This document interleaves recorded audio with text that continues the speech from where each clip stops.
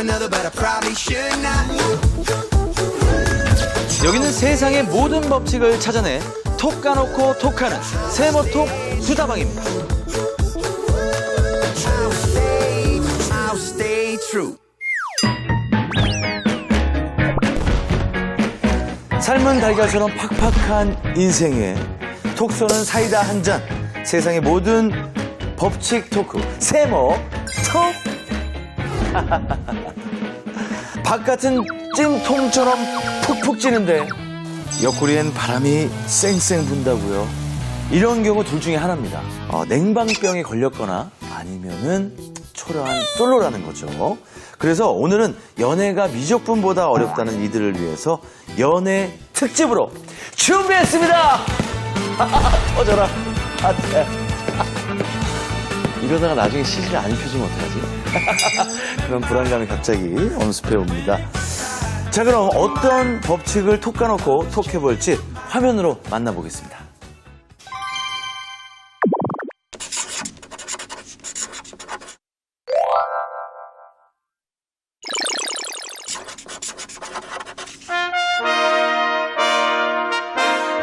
예, 시청자 여러분 안녕하신지요? 상처받기 싫고 고정을 당하기 싫어하는 젊은이들 중엔 날 때부터 쭉 솔로인 모태솔로가 늘고 있는데요. 이런 모태솔로를 겨냥한 연애 세포 은행이 등장해 연일 화제가 되고 있습니다.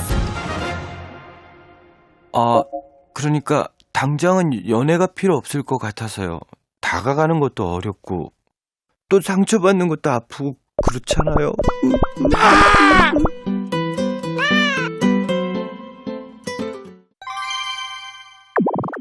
그나저나 내 연애세포는 멀쩡한지 모르겠습니다. 근데 이게 뭐죠? 오리발을 왜 여기다 놓은 거지? 그래서 연애세포가 살아있는지 죽었는지 저희가 테스트해드리려고요. 그래요? 네. 바닷가에 놀러 갈 때 꼭 챙겨가고 싶은 거 한 가지 골라주세요. 바닷가에 갈 때 튜브죠. 무조건 튜브지. 튜브? 네.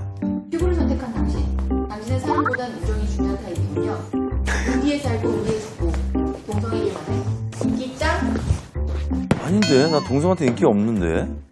팬들도 98%가 여잔데.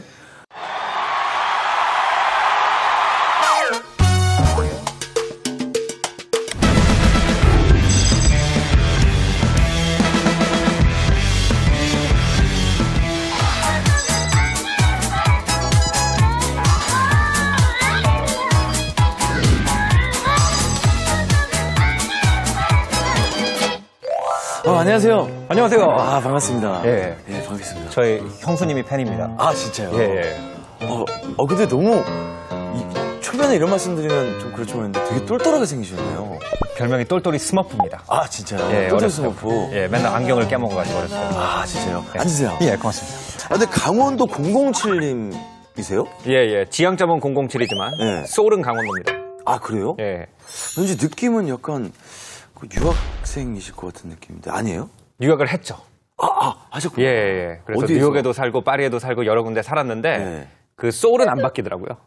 예, 소울은 이미 어린 시절에 다 만들어졌기 때문에 그렇죠. 예, 뉴욕에 있을 때는 내가 뉴욕한가 착각도 해보고 네. 파리에 있을 때는 파리 지향인가 착각도 해봤는데 네. 역시 이제 나이를 먹고 보니까 뭐 얼마 안 먹었지만 아직은 예, 강원도 사람이구나 나는. 나이가 어떻게 되세요? 동갑일 겁니다. 78년생이세요? 아니요, 81년생. 저는 81년생이신 줄 알았어요. 81년생? 예. 정리. 자리 좀 모으고. 예. 반갑습니다. 예. 바닷가에 놀러 가면은 뭐를 고를 것인가에 대한 심리 테스트를 제가 했었는데. 예. 뭘 고르셨어요? 저는 선글라스. 선글라스 고르셨어요? 예. 선글라스? 선글라스는 뭐예요? 당신은 너무 완벽해서 솔로인 타입. 이성이 당신에게 관심 있어도 다가가지 못하고 있어요. 저한테 관심 있는 사람 없는, 이거 좀 심리 테스트 엉터리인 것 같지 않아요? 저는 진짜 우정이란 게 없는 애거든요. 저는 무조건 사랑이 먼저인데 우정이 나왔어요. 하여튼 심리 테스트는 재미로 보는 겁니다. 예, 그렇죠. 아니 근데 혹시 지금 연애 중이세요? 아니면은 연애 휴식기입니다. 그건 이제 프라이버시죠. 예? 그건 이제 프라이버시. 아이돌이세요? 대부분 아이돌들만 이렇게 연애에 대한 게 비밀을 유지하는데 그래도 좀 연애 경험이 한 그래도 어느 정도 되신지는 여쭤봐도 될까요? 아무래도 이제 많습니까? 그 중학교 때부터 네. 이제 미국에서 생활을 하다 보니까 네, 네. 그쪽은 이제 우리나라보다 아무래도 문화가 자유분방하잖아요. 그렇죠. 그러니까 똑같이 기간은 비슷하더라도 시작한 때가 조금 더 이르죠. 빠를 수 있고. 예, 그러니까 뭐 평균적으로 보면 좀 많게 느껴질 수도 있겠죠. 네. 남들은 사실 연애를 좀 쉽게 하는 것 같고 잘하는 것 같은데 왜 나만 연애하는 게 좀 힘들까라는 아, 생각을 힘드세요? 하잖아요. 예? 힘드세요? 아, 저요? 예. 저는 노코멘트 하겠습니다. 아이돌이시니까. 아니요. 나이 들어도 아이돌은 아이돌. 아이돌은 예, 아이돌이니까. 예. 예. 왜 힘이 들까요? 제가 생각할 때는 이 상대편과의 네. 어느 정도 거리를 지켜야 될지 그게 굉장히 힘든 것 같아요. 그래서 이걸 갖다가 철학자들 이름을 아예 붙였습니다. 어떤 일이죠? 고슴도치 딜레마라고 하죠. 옛날에 고슴도치 2마리가 살고 있었어요. 몹시도 추운 겨울날 서로 몸을 기대어 온기를 나누려고 했죠. 그런데 가시 때문에 서로의 몸에 상처를 내고 말았습니다. 화들짝 놀란 고슴도치는 상처를 주지 않으려고 멀리 떨어졌죠. 그랬더니 이번엔 추위를 견딜 수가 없었습니다. 안 돼, 가시에 찔리잖아. 안 돼, 얼어 죽잖아. 이러지도 저러지도 못하는 고슴도치 딜레마는 독일의 철학자 쇼펜하우어의 책에 나오는 이야기인데요. 친해지고 싶어도 피치 못할 이유 때문에 피하게 되는 인간관계의 어려움을 얘기하고 있습니다. 쇼펜하우어는 모태솔로로도 유명한데요. 그는 얼굴에 상처가 날까봐 이발사에게 면도를 시키지도 않았고 식당에 가면 꼭 2인분의 식사를 주문했다고 합니다. 자신의 앞자리에 아무도 앉지 못하게 하려는 거였죠. 쇼펜하우어야말로 몸에 가시가 돋친 가까이 하기엔 너무 먼 당신이 아니었을까요? 고슴도치 딜레마에서 중요한 것은 서로에게 상처를 주지 않으면서도 온기를 나눌 수 있는 적당한 거리를 찾는 건데요. 분명한 것은 직접 부딪히지 않고서는 어느 정도의 거리가 적당한지 알 수 없다는 거죠.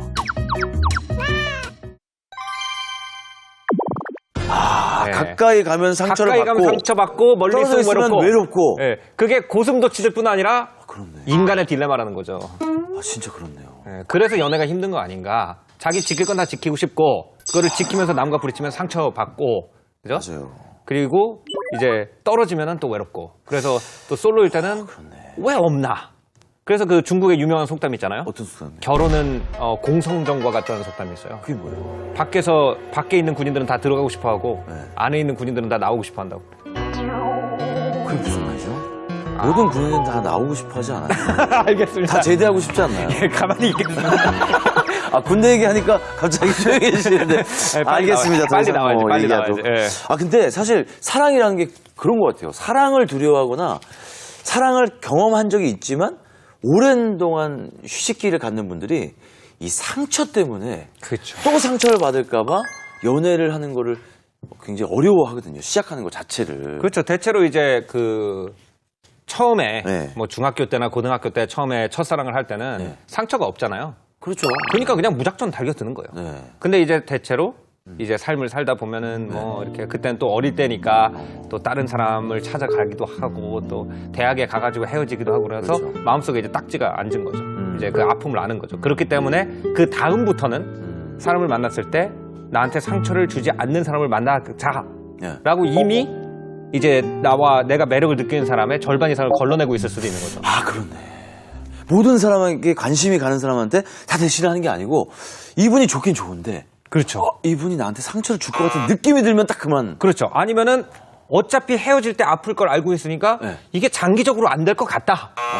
그래가지고 한 2년 정도는 내가 사귈 수 있는데 3년 되면 또 이분도 뭐 외국으로 출장 나갈 수도 있고 이런 거 미리 다 계산하는 거예요. 그래가지고 나이가 들수록 네. 연애하기 힘들다. 네. 그래서 옛날에 그 어르신들이 뭐 네네. 아무것도 모를 때 그냥 십장가 갚버려야 된다는 말도 아주 틀린 말은 아닌 것 같아요. 일리가 있는 말이에요. 예, 그런 걸 알면 알수록 힘들거든 사실. 근데 고슴도치 딜레마가 외로움 그리고 또 가까이 가면 또 상처가 되고 또 떨어지면 외로움을 느끼는 거잖아요. 네. 외로움과 상처 둘 중에 작가님은 어떤 걸 선택하시겠어요? 좀 상처를 받고 싶어요. 근데 예, 이제 어렸을 때 좀 진한 연애를 많이 하다 보니까 이 살이 찔겨져가지고 이제 안 들어갑니다 이게. 웬만하면 상처가 예, 가시가 안 들어가요, 이제. 예. 만났어요. 일주일 뒤에 너무 사랑에 빠졌어. 네. 근데 갑자기 헤어져. 아, 들어가겠네. 일주일이면 들어가죠. 일주일이면 들어가겠네요. 그러면 일단 이 딜레마가 있다고 했잖아요. 사랑은 고슴도치 딜레마다. 이 딜레마는 과연 우리는 어떻게 해야 되는 거예요? 그게 이제 사실은 연애 문제뿐이 아니라 모든 사회생활에서 예. 같은 문제인 것 같아요. 어떤 사회생활? 그러니까 사회생활에서도 예를 들어서 공사 분리를 정확하게 해야 될지 예. 아니면 팀장님이랑 조금 더 친해지면은 사회생활이 편해질지 이런 것도 딜레마죠. 근데 내가 또 섣불리 다가갔다가 이 팀장님은 또 자기 개인 공간 굉장히 중요시하는 사람이다. 그러면은 또 오히려 괜히 다가갔다가 얘 아청꾼이다 이렇게 낙인만 찍힐 수도 있고요. 그럴 수 있네요. 예, 그리고 친구 관계에서도 어떤 친구가 있어요. 근데 이 친구가 이제 뭐 개인적으로 안 좋은 일이 생겼단 말이에요. 그러면은 지금 얘를 가만히 놔둬야 되는 타이밍인가? 아니면은 가가지고 내가 먼저 적극적으로 다가가서 위로를 해줘야 되는 타이밍인가? 이런 것도 다 고슴도치 딜레마에 속하는 거죠. 아, 그러면 어떻게 하란 말입니까? 예, 그래서 이제 가야 돼요, 말아야 돼요? 인문학자들이 여러 가지 연구를 했어요. 네. 그래서 이제 그 중에서 굉장히 유명한 분이 엑스텔 교수라는 분이 있습니다. 네. AXTELL. 네. 근데 이 분이 네. 뭐라고 얘기를 하냐면은 뭐라고요? 사람의 개인 공간이 세 가지 공간으로 나눠진다고 그랬습니다. 그래서 이제 아예 먼 공간이 있고 네. 사교적 공간이라는 게 있고 그래서 이제 일반적으로 잘 모르는 사람들과 유지하는 어떤 그런 거리 이런 것이 있고 그다음에 이제 인티메 공간, 사적 공간이라고 그래가지고 아주 친한 사람만 허용하는 그 거리가 있대요. 그래서 이제 사람이랑 말을 할 때도 이게 적용이 되는데 예를 들어서 대체로 사교적 거리 그러니까 내가 아주 친한 사람 아닌데 일로 아는 사람이나 이런 사람들을 유지하는 거리가 거의 대부분의 사람들은 1.5m에서 2.5m 사이 그 정도에서 아주 편안하다는 거죠. 그리고 1.5m 안으로 어떤 사람이 들어오면 그 사람이 좀 친한 사람이면 괜찮은데 안 친한 사람이면 이제 거부감을 느낀다는 거예요. 그래가지고 이 사람이랑 얘기를 할 때 심지어 어느 정도 거리에서 얘기를 하느냐 여기도 고슴도치 딜레마가 적용이 된다는 거예요. 근데 그 거리라는 게 그냥 비유인 거죠? 그러니까 이야기하는 진짜 실제 거리를 얘기하는 실제 거리를 얘기하는 거예요, 여기서는.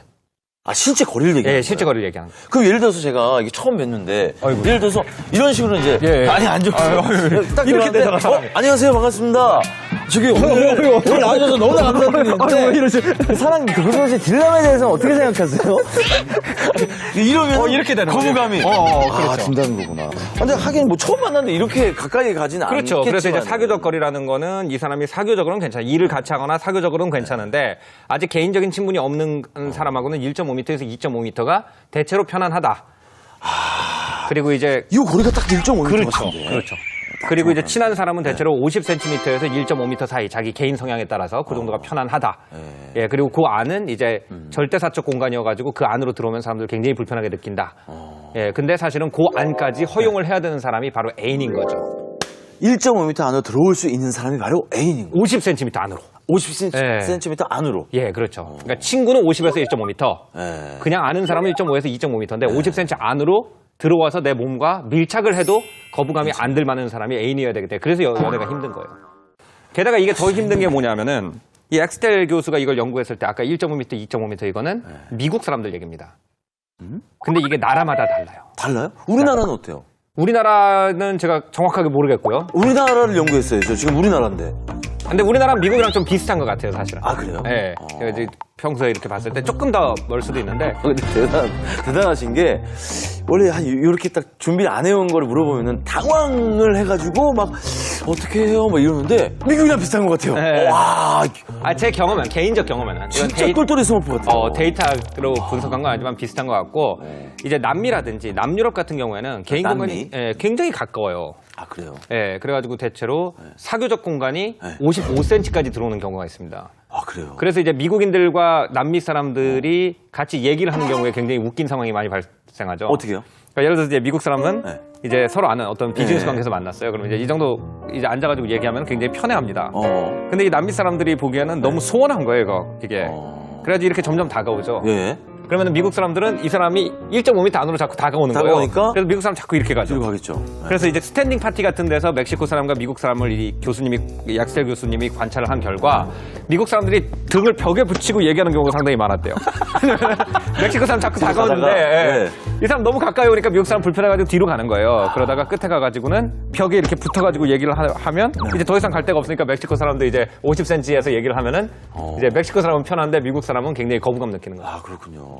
근데 사랑이 진짜 힘들겠다라는 생각이 든 게 처음에는 그냥 모르던 사람이야. 그렇죠. 2.5m 밖에 있던 사람이었다가 1.5m로 가까운 지인이 됐다가 예. 그리고 다시 50m 안으로 애인이 되는 거니까 이 거리가 점점 가까워지는 과정에 어떤 문제가 또 없어야 되는 거고. 그렇죠. 서로의 교감이 계속 이루어져야 네. 애인이 되는 거잖아요. 그래가지고 이제 1.5m까지는 들어왔는데 50cm 안으로 못 들어가는 걸 갖다 우리가 남사친, 여사친이라고 하는 것이고. 그쵸. 그죠. 그쵸. 1.5m까지는 네. 괜찮았어. 근데 50cm 안으로 들어오려고 그러니까 뭔가 이게 거부감 드는 거 우리가 남자 사람 친구, 여자 사람 친구 이렇게 얘기를 하는 거죠. 그렇게 돼버리는 경우가 예. 많이 있잖아요. 1.5m에서 그냥 딱 끝나는 거. 그게 또 가장 아픈 거리네요. 어떻게 보면. 제일 아픈 거리 같아요. 네, 네, 이성 친구로? 제가 거기 많이 처박혀 봐가지고 고백을 해보셨다가 그냥 친구로 남자. 예, 그건 싫다는 뜻이지. 그죠. 싫다는 뜻이죠. 근데 그 거리만 조정하는 게 중요한 게 아니고요. 예. 이 매너 좋은 남자는 어느 나라 여성이나 좋아하죠. 네. 기본적으로 여성한테 매력적으로 보이려면 매너를 지켜야 되는데 네. 그 매너가 사실 이 거리예요. 그죠? 뭐를 참견하면 되고 뭘 참견하면 안 되고 어느 정도 거리를 지켜야 되고 이런 것들이 이제 다 매너에 속하죠. 네. 근데 이 매너가 두 가지 매너가 있습니다. 어떤 면허죠? 고슴도치 딜레마에 관련된 게 흔히 말해서 포지티브 매너라는 게 있고요. 포지티브? 예, 네가티브 매너라는 게 있어요. 네거티브. 그러니까 양적, 음적 이렇게 얘기를 해도 되겠죠? 네. 그러니까 포지티브 매너라는 건 뭐냐면요. 내가 알아서 나서주는 걸 포지티브 매너라고 합니다. 알아서 나서주. 이 사람 아직 얘기를 안 했어요. 근데 불편한 것 같아. 네. 그러면은 혹시 추워? 이러면서 뭐 코트를 탁 벗어. 그러면 이제 포지티브 매너죠. 포지티브. 예, 이 사람한테 내가 적극적으로 다가서는 걸 포지티브 매너라고 그러고요. 능동적인 거군요. 예, 네가티브 매너는 뭐냐면 이 사람이 귀찮을 때 안 건드려주는 게 네가티브 매너입니다. 그 사람의 공간을 침범 안 하는 거. 근데 이게 상반된 개념 같은 건데 둘 다 매너예요. 그래요? 그렇죠. 근데 그러니까 외로운데 그 내비둬요? 그러니까 예를 들어서 네. 외로운데 네. 이 사람이 혼자 지금 사색할 시간이 필요하구나. 필요하구나. 이 사람이 만약에 얘기할 사람이 필요하면 알아서 찾아오겠지 하고 기다려주는 그런 정신. 우리나라 같은 경우에는 능동적 매너를 굉장히 좋아합니다. 그죠? 그래가지고 우리나라의 그 유행하는 드라마를 보면은 네. 여성이 뭔가 이렇게 불편한 게 있는데 표현을 안 하고 있는데 남자가 알아서 이렇게 탁 뭐를 해주면은 여성들이 오! 하고 이렇게 반하는 그런 장면 굉장히 많이 나오잖아요. 그렇죠. 네. 갑자기 또 뭐 실제 상황에서는 뺨맞을 행동인데 드라마에서는 멋있어 이런 게 되게 많아요. 그렇게 되는 거 많죠. 목덜미를 잡고 그렇죠 싫어하잖아. 이런 거 하면 바로 뭐야 뭐 이럴 그렇죠. 텐데. 아, 경찰에 신고 들어가죠. 그죠. 드라마에서는 현실에서는. 토프에 멋있어 이렇게 네. 되거든요. 뭐. 솔직히 남자들은 포지티브 매너, 대체로 이제 그 네가티브 매너죠. 친구가 나 좀 혼자 있을 시간 필요해 그러면 그렇죠. 뭐 여행 좀 갔다 와? 맞아. 안 건드릴게. 어. 그래가지고 그 친구가 또 연락하면 1년 동안 잠적했다 연락해도 야 그동안 힘들었냐 소주 한잔 하자. 근데 여성들은 그게 또 포지티브 매너를 선호하고 맞아요. 복잡합니다 어쨌든. 그래서 고슴도치의 마지막 페이지는 어떻게 될까요? 고슴도치들은 제가 생각할 때 그 서로 찔려가면서 또 가까워졌다 멀어졌다 가까워졌다 멀어졌다 하면서 그런 관계로 계속 가지 않을까. 예, 우리가 아픈 거를 무서워하지 말고 인간관계라는 게 어쩔 땐 아프고 또 회복이 되면은 또 그 사람과 그것이 또 추억이 돼가지고 또 다음 관계로 발전을 하고 이렇게 생각을 하면 될 것 같아요. 찔리더라도 약간 아프더라도 예. 그러다가 꽤 붙어있다가 너무 아프면 살짝 떨어져서 그렇죠. 여기 상처가 좀 치유가 되기를 약간의 거리를 좀 두고 다시 또 가까워지고 그리고 더 좋은 방법은 등에 가시가 있다는 걸 알고 서로 배를 맞대고 있는 방법을 배우면은 어떨까? 배를 한번 맞대고 그러시면 아니요, 괜찮습니다. 배를 한번 아니, 괜찮아요. 너무 감동받아서 그래요. 저는 와 이런 말씀을 저는 1.5m. 저는 근데 순간 고슴도치가 전체에 다 가시가 있는 걸로 생각을 했어요. 보거처럼. 근데 배가 가시가 없네. 그렇죠. 배를 맞대면. 근데 배에 가시가 없는 걸 알려면 이 사람과 진짜 가까워져야 그렇죠. 고슴도치들끼리 정말 가까워져야 그 배를 보여줄 수 그렇죠. 있잖아요. 그게 속마음인 것 같고. 그렇죠. 아, 좋습니다. 고슴도치의 사랑은 그렇게 상처와 외로움을 번갈아 가면서 계속 살아가는 게 또 인생 아닌가 싶네요.